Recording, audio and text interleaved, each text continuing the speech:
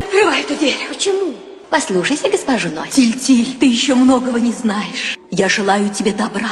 Клянусь, ты и представить себе не можешь, что тебя ждет в этой кошмарной пещере. Были люди, входившие туда, но обратно не вышел ни один. Каждый, кто хотя бы на волосок приоткрывает эту дверь, погибает. Но что же там? Там бездна. Да, бездна беспредела. Я войду туда. Великолепно, можешь идти. Рискуй своей жизнью, если тебе угодно. Помогите, вы погибнете.